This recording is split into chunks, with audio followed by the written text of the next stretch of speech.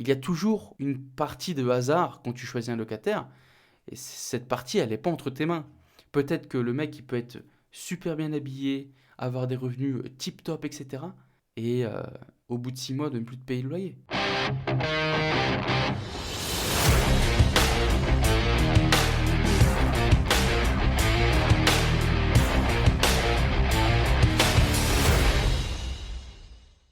Bonjour et bienvenue tout le monde, bienvenue dans ce tout nouvel épisode du podcast Graines d'investisseurs.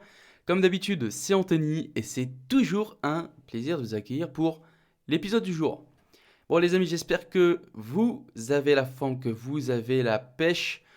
Moi je suis... Tu sais quoi, ça y est, je me suis mis en mode Noël. J'ai pris un petit peu d'avance, j'avais pas vu la date, mais j'ai déjà posé mon sapin. Ah, j'aime bien, tu vois, le, autour du feu, petit film de Noël, petit plaid.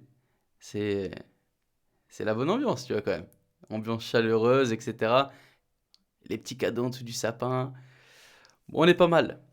Mais aujourd'hui, on va parler de quelque chose de plus terre à terre que l'esprit, le fameux esprit de Noël. Aujourd'hui, les amis, on va parler de bien choisir son locataire et je vais vous donner des questions à poser lorsque vous choisissez vos locataires, parce qu'on le sait tous, hein, il y a quand même des bonnes questions à poser, puisque c'est essentiel pour protéger son investissement. Et donc, la sélection des locataires, elle est essentielle parce que tu vas probablement pas louer à quelqu'un que tu vas connaître. Et donc, même, moi, je te recommande même de louer à quelqu'un que tu ne connais pas, parce que la relation, elle sera beaucoup plus simple. Tu pourras mettre des limites que tu pourras pas te permettre si c'est un ami ou si c'est de la famille. Déjà, moi, je suis catégorique. Je me suis déjà embrouillé avec de la famille, hein, parce que je refuse de louer à de la famille et je refuse de louer à des amis. Tout simplement parce que la relation que je veux avoir avec mes locataires, je pourrais pas avoir cette même relation avec des amis ou de la famille. Et je pourrais pas être aussi dur, tu vois, que tu vois, si c'est des amis, c'est compliqué, et encore pire si c'est de la famille, tu vois.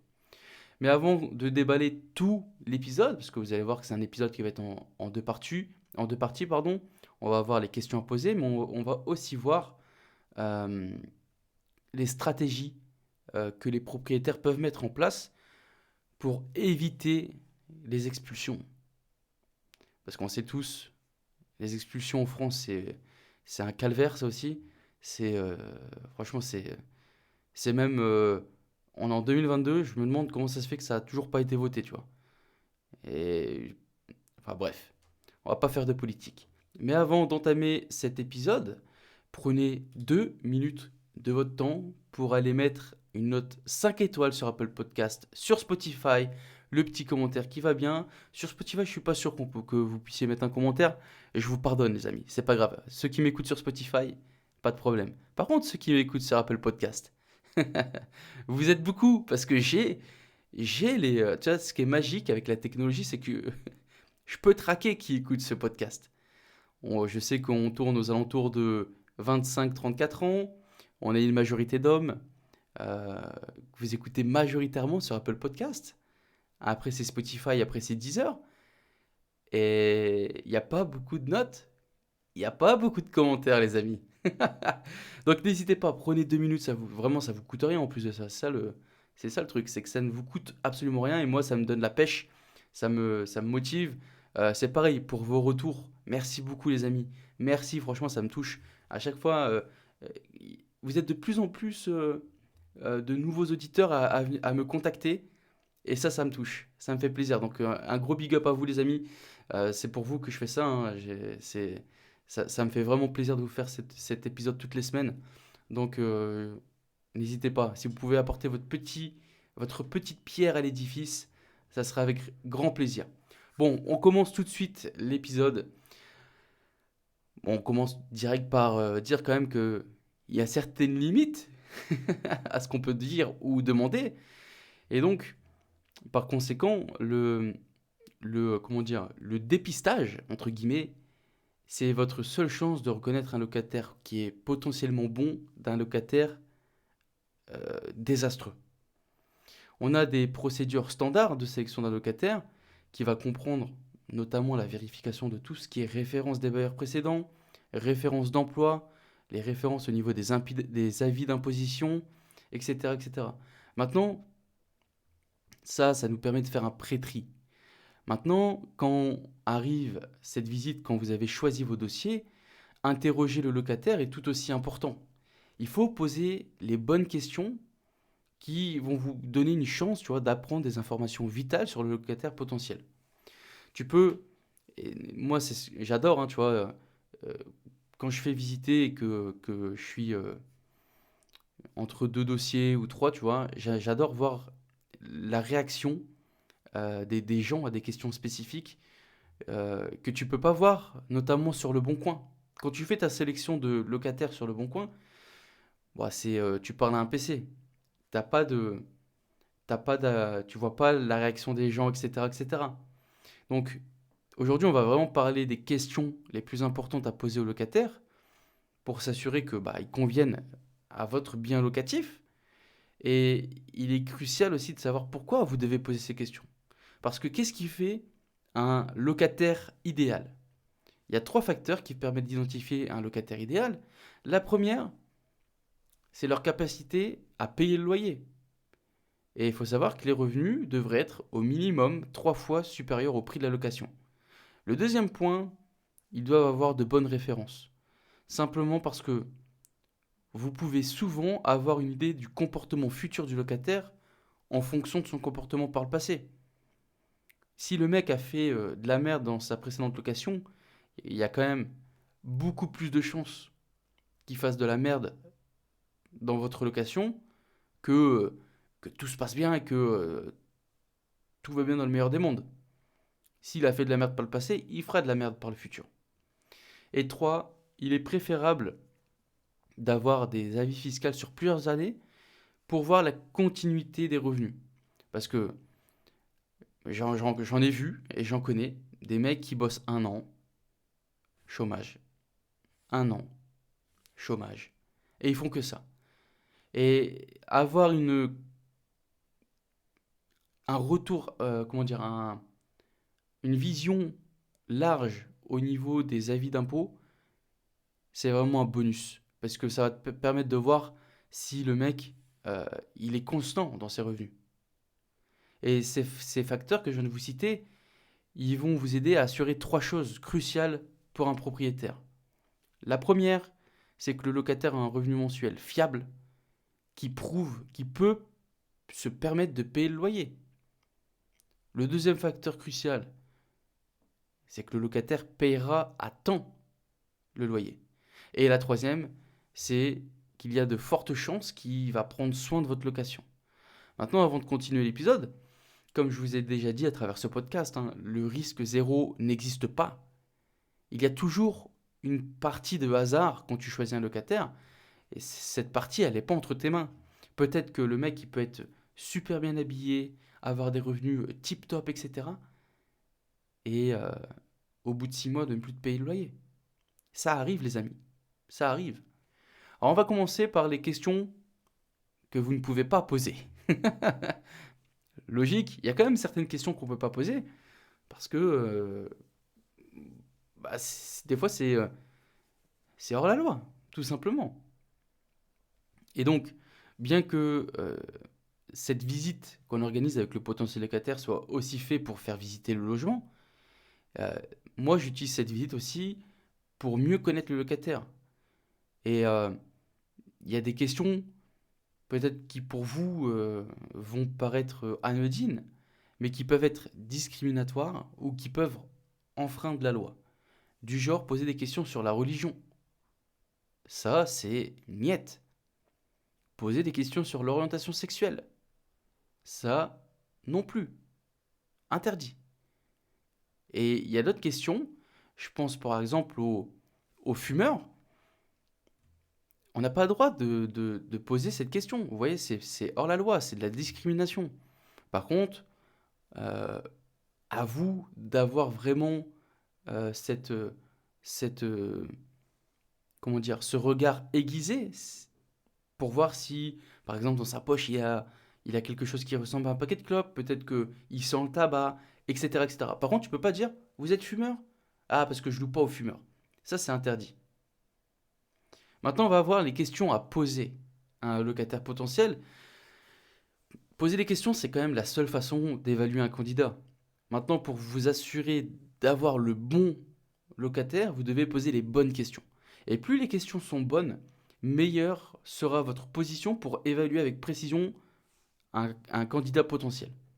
Je vais vous donner 7 questions que je pose lors de visites, quand je dois faire entrer des potentiels locataires dans un logement.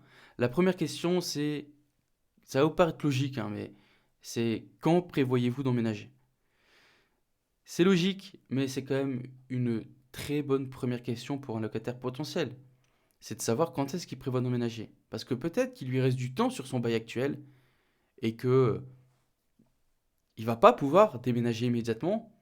Dans ce cas, tu vois, il est peut-être préférable de trouver un autre locataire qui peut emménager immédiatement. Parce que toi, ça va te permettre d'éviter, de réduire le temps d'inoccupation du logement. Parce que qui dit inoccupation, logement vide, il dit pas de loyer. Pas de loyer, pas de palais. Pas de palais, pas de palais. J'espère que vous avez la ref. Un excellent film français, Astérix et Obélix, Mission Cléopâtre. Allez, on enchaîne avec la deuxième question à poser à un potentiel locataire. Depuis combien de temps habitez-vous à votre adresse actuelle?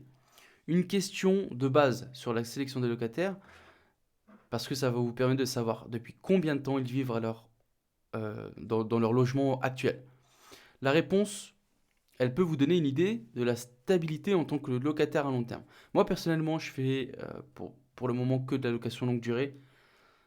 Et c'est vrai que plus le locataire reste dans le logement, mieux c'est pour moi. Parce que, comme vous le savez, j'habite loin. Pour moi, qui dit préavis, dit que je vais devoir remonter pour faire un état des lieux, faire rentrer quelqu'un, etc., etc. Donc moi, je cherche des locataires à long terme. Donc, poser cette question, ça va me permettre de connaître un peu leur stabilité. Par exemple, est-ce que ils vivent dans leur logement actuel depuis moins d'un an? Dans ce cas-là, tu vois, il y a quand même un an, c'est pas beaucoup.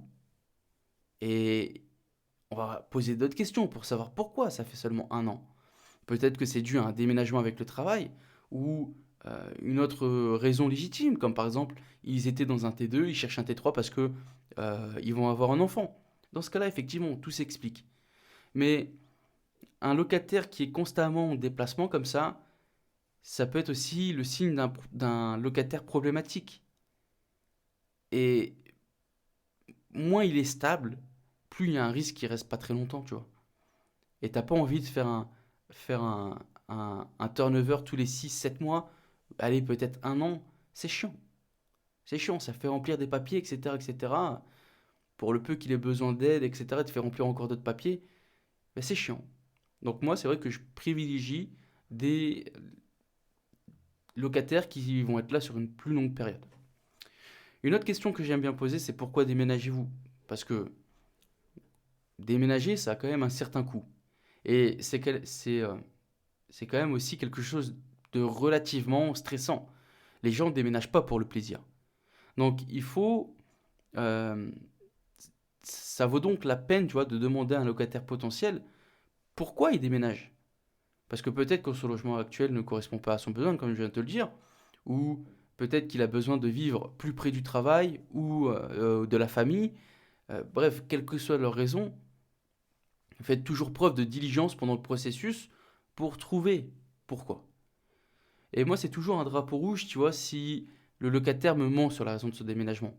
Par exemple, euh, j'ai eu le cas une fois, euh, il- le mec m'a dit oui, oui, je cherche un autre logement parce que j'ai un logement trop grand et le loyer est trop cher, donc je cherche à réduire mon loyer.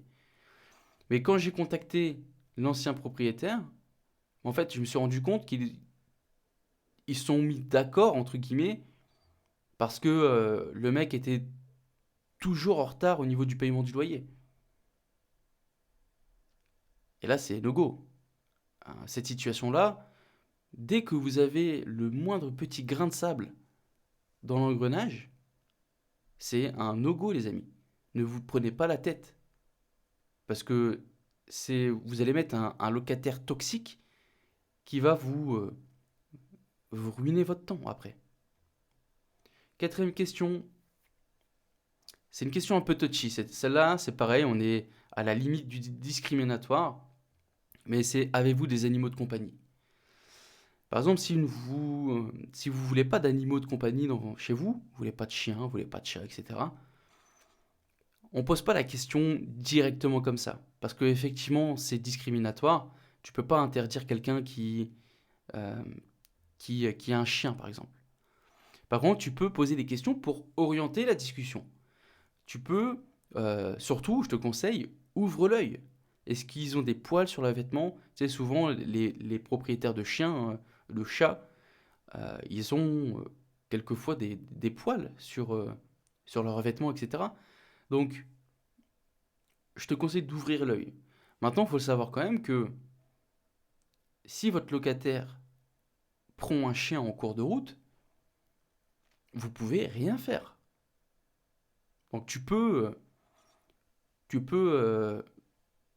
refuser quelqu'un qui a un animal de compagnie, mais par contre, si au cours de ta location, le mec achète un chien, eh ben, il achète un chien, quoi. Tu peux rien dire. Tu vas pas pouvoir le foutre dehors parce que il a acheté un chien. Maintenant, ce que tu peux faire, c'est croiser les doigts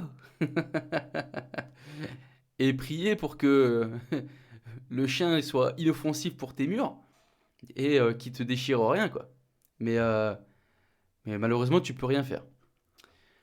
Une question que j'aime bien poser, c'est combien de personnes, vous êtes dans la famille, combien de personnes vont vivre dans le logement? Poser cette question, elle est essentielle.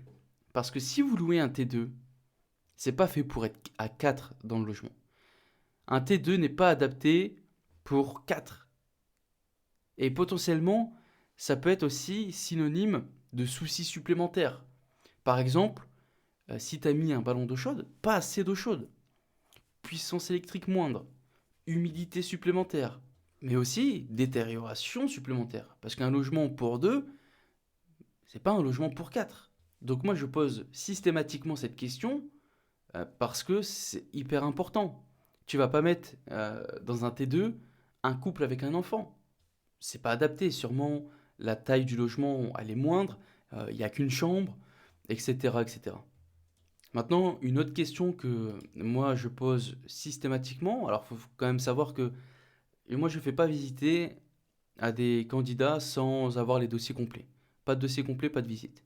Mais il faut savoir qu'il n'est pas impoli de poser cette question sur le salaire d'un potentiel locataire, parce qu'après tout, tu dois quand même savoir s'il est capable ou non de payer le loyer. En règle générale, comme je vous l'explique ça dans la formation finance personnelle, un locataire peut payer un loyer s'il consacre pas plus de 30% de son revenu euh, au logement.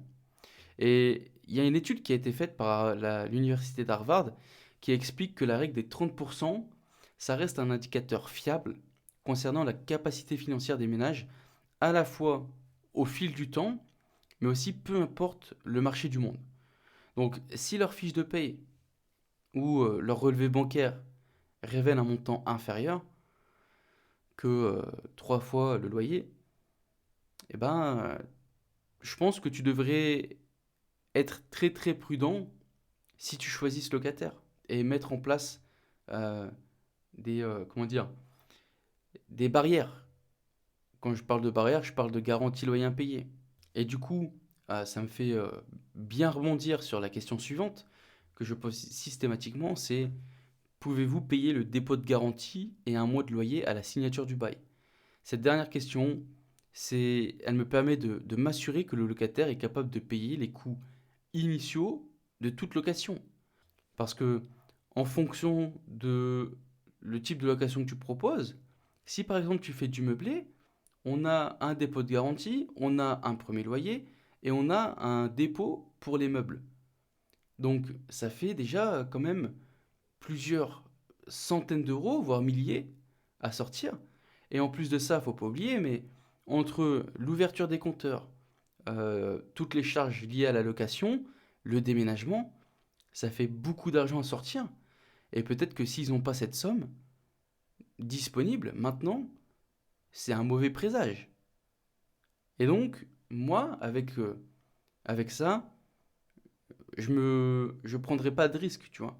Parce que si ils n'ont pas, je suis désolé, hein, peut-être que ça va paraître un peu hautain de ma part, mais si t'as pas 3000 euros de côté, moi personnellement, je prends pas le risque.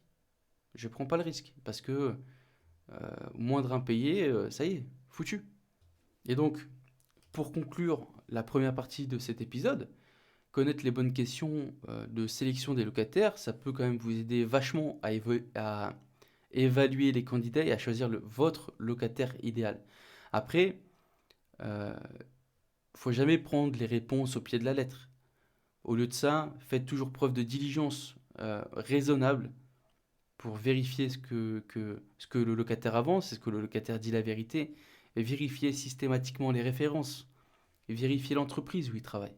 Vous appelez, oui, je veux juste savoir, est-ce que monsieur Intel bosse bien chez vous? Contactez l'ancien propriétaire. Je demande systématiquement les quittances de loyer. Sur les quittances, c'est obligatoire, il y a les contacts de l'ancien propriétaire. Vous l'appelez. Vérifiez les avis d'imposition. Plus le temps passe et plus il y a comment dire, il y a de plus en plus de faux avis d'imposition, de fausses fiches de paye, etc., etc. Pour une fois que l'État a fait un truc hyper cool, faut le dire, avec l'avis d'imposition fourni par le candidat, vous prenez le numéro de référence, vous vous connectez sur impont.gouv, vous tapez sur Google vérifier un avis d'imposition, vous rentrez les références et vous voyez absolument rien, aucune donnée confidentielle, vous voyez juste les chiffres, tout simplement. Après là, on a parlé vraiment de, de concret, entre guillemets, mais il y a également le feeling qui joue un rôle important. Si le dossier est bon, mais que le feeling ne passe pas, moi personnellement, je ne loue pas à cette personne si le feeling ne passe pas. C'est peut-être une erreur de ma part, hein, mais pour le moment, en tout cas, ça m'a jamais porté préjudice. Et des fois, il y a des gens avec qui ça ne matche pas. Et dans ce cas-là, ça sert à rien de. Tu le sens, tu sais, il y a ce feeling vraiment. Il n'y a pas d'autre définition, hein, c'est le feeling. Tu sens que ça va pas matcher. Et dans ce cas-là, force pas le destin. Une autre chose avant de passer à l'autre sujet, on va parler de certaines professions. Il y a certaines professions à qui euh, il ne faut pas louer. Et je vous conseille de ne pas louer par exemple à des professions légales, style avocat, etc. Parce que généralement, ils sont très très procéduriers et vous allez vous prendre la tête avec eux au moindre petit truc. Ils se feront un malin plaisir de vous détruire. Et moi, j'ai jamais loué à ce type de candidat, mais tous les retours que j'ai eus sur les avocats, ils allaient tous dans cette même direction. Alors, je sais pas si c'est une généralité. En tout cas, les professionnels de loi, euh, moi, je passe. Vraiment, si j'aurais un candidat qui me dirait je suis avocat, je vais pas me prendre la tête parce que je sais que le mec il va être hyper carré, il va éplucher mon bail. S'il manque une annotation quelque part, il va vouloir me la mettre. Donc vraiment, moi je me prends pas la tête. Et je pense, après c'est que mon avis, hein, mais je pense que vous devriez faire pareil. Bon, du coup, on a vu la première partie de cet épisode, on était vraiment sur les questions à poser pour essayer de sélectionner au mieux son locataire idéal. Maintenant, la deuxième partie, elle va être plutôt orientée sur les stratégies qui vont vous aider à éviter les expulsions. Parce qu'on le sait, expulser un locataire en France, c'est une procédure longue, une procédure fatigante, et avec à la fin souvent un propriétaire qui est excédé, qui a gagné, mais qui au final est le grand perdant parce que très peu des propriétaires qui vont en justice récupèrent les loyers non payés. Beaucoup récupèrent un logement qui est totalement ravagé. Et puis on va quand même l'avouer, mais je pense que personne ne veut être ce propriétaire qui doit expulser les gens. Tu vois, c'est pas un jour tu t'es dit, t'as vu une vidéo sur YouTube, tu t'es dit, oh putain, je vais faire du locatif, je vais pouvoir virer les gens. Non, personne ne veut être ce propriétaire qui doit expulser. Donc, en plus, il faut savoir que l'envoi d'un avis d'huissier, un commandement de payer, etc., ça compte, ça coûte, hein, mis bout à bout, ça commence à faire des certaines sommes, et surtout pour le résultat, parce qu'il n'y a aucune garantie que vous récupériez à coup sûr vos loyers. Donc, avant de vous engager sur la voie du tribunal, il est quand même bon de considérer les dépenses que tu vas devoir plutôt engager, parce que les frais de justice, je pense que ça sera quand même le cadet de vos soucis, mais vous, derrière, vous avez toujours un prêt à payer, un loyer peu, voire pas du tout payé, des coûts d'entretien, des impôts, des dommages potentiels, etc., etc. Maintenant, à votre avis, combien dure habituellement une expulsion? Je ne sais pas si vous avez un ordre d'idée, mais malheureusement, en France, le processus d'expulsion peut prendre de manière très rapide 6 mois à plus de 2 ans, en fonction de la période de l'année, hein, de l'avancée du dossier, et en supposant qu'il n'y ait pas de retard, qu'il n'y ait pas de pièces qui viennent complexifier la procédure. Parce que sachez quand même que tout problème dans la procédure, on peut retarder l'expulsion jusqu'à 3 ans. Mais le challenge, il ne s'arrête pas là. Parce que après la décision de justice, le locataire dispose généralement de 2 mois pour quitter les lieux. Et si elle ne part pas, si le locataire ne part pas, vous devrez attendre l'action des forces de l'ordre pour évacuer. Enfin, pour faire évacuer la personne. Tout cela en dehors de la trêve hivernale, bien sûr. Parce que vous le savez, trêve hivernale interdit de mettre les gens dehors.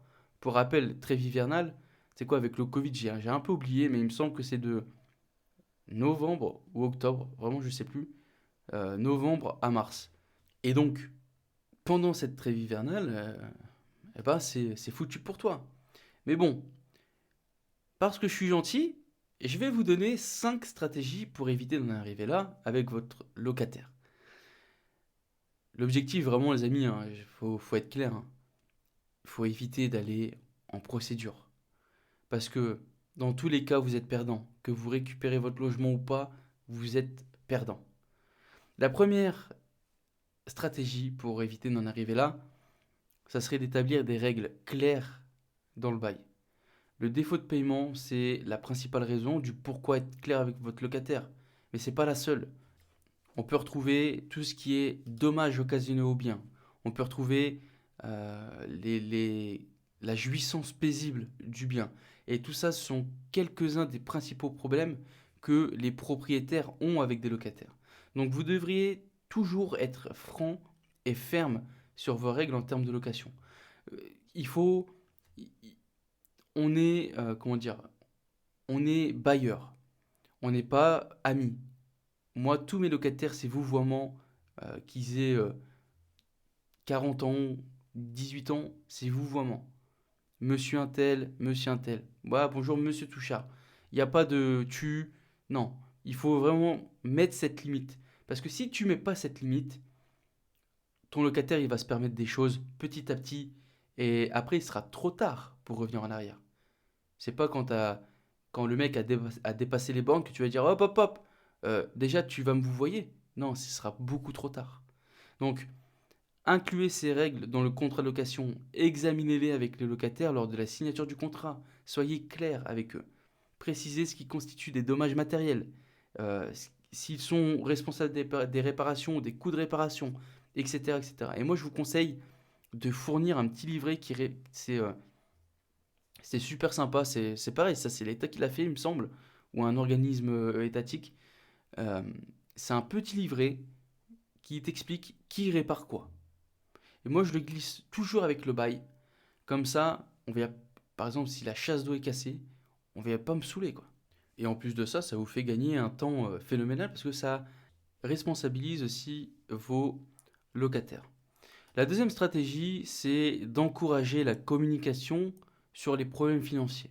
Personnellement, moi, je suis plus disposé à travailler avec un locataire qui va être franc par rapport à ses difficultés financières. C'est-à-dire que moi, j'essaie d'installer vraiment ce climat de confiance, ce climat de communication, et je veux être informé, tu vois. Je veux pas être pris sur le fait accompli de me dire je peux pas payer, je vous payerai plus tard.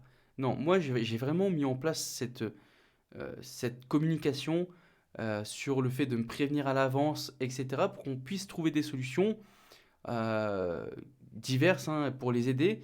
Mais voilà, pour que le locataire soit en confiance pour vous en parler, c'est à vous de promouvoir une bonne communication ouverte pour qu'il puisse vous en parler. Maintenant, bien sûr, je vous dis pas de- d'être un propriétaire qui va accepter les retards de paiement, etc. On traite de manière cohérente les différents cas. Maintenant, vraiment, moi, je vous encourage à encourager justement les locataires, vos locataires, à vous informer dès qu'ils commencent à avoir des difficultés financières.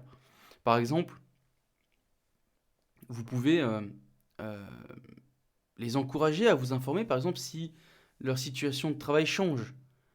Parce que voilà, ça devrait quand même les aider à se sentir à l'aise de vous parler d'un problème qui peut être embarrassant.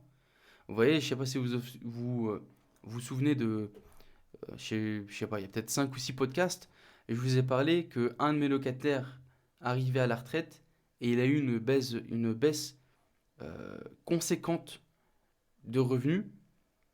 Et voilà, on a trouvé une solution.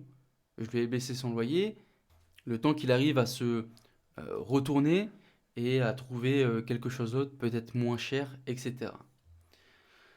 Troisième stratégie à mettre en place, ça va être de négocier avant un loyer impayé. Mais maintenant, pour avoir cette capacité à négocier avant un loyer impayé, il va falloir installer cette communication. Il y a certains locataires qui peuvent éprouver des difficultés financières qui sont seulement temporaires. On peut avoir par exemple des, euh, on peut trouver des moyens de résoudre le problème sans la menace d'expulsion. Si le locataire, c'est un bon locataire, il a fait ses preuves, il peut être utile, tu vois, de renoncer quelquefois à un certain revenu pour garder un bon locataire. Parce qu'avec une procédure d'expulsion dans les règles de l'art, qui va se compter en milliers d'euros, et surtout en temps, moi je vous pose juste une question, mais ne serait-il pas préférable de négocier un plan de remboursement, surtout si le locataire traverse une période difficile et qu'il arrive quand même à se remettre sur pied, plutôt que de foncer tête baissée dans le tas et puis ramasser les pots cassés. Moi, je suis pas sûr. Et puis pensez aussi, parce que faut dire la vérité, les propriétaires, on a quand même une sale étiquette en France, euh, propriétaire arnaqueur, etc., etc. Mais pensez aussi à la façon dont votre réputation serait renforcée en tant que propriétaire. Moi, je suis content, tu vois, quand mes locataires m'offrent des chocolats, quand mes locataires, à la naissance de ma fille, m'ont offert des cadeaux, etc., pour elle, bah voilà, ça fait plaisir. Mais c'est parce que malgré tout, je pense, hein, je reste un propriétaire bailleur humain, entre guillemets. Bon, du coup, on continue sur les stratégies à mettre en place, et là, on va arriver sur des alternatives. Il y a d'autres options qui peuvent, par exemple, inclure l'annulation d'une partie ou de la totalité de la dette si le locataire accepte de déménager immédiatement. Donc, il faut savoir que quelquefois, ça peut fonctionner de dire que, ok, bah, tu me dois, tu me dois 1002, tu gardes les 1002 là, et puis tu pars. Tu pars, on en reste là, tu fais peur, hein, tu dis, tu pars, je fais pas venir l'huissier et tout, je fais rien, mais tu pars. des fois, ça peut fonctionner. Maintenant, ça fait partie aussi, la quatrième stratégie, négocier des alternatives. L'une des alternatives les plus populaires aux expulsions, c'est donner de l'argent. Donner de l'argent contre le logement. Parce que ouais, malheureusement, payer un locataire en situation d'impayé pour récupérer ses clés, c'est quand même, c'est quand même ironique.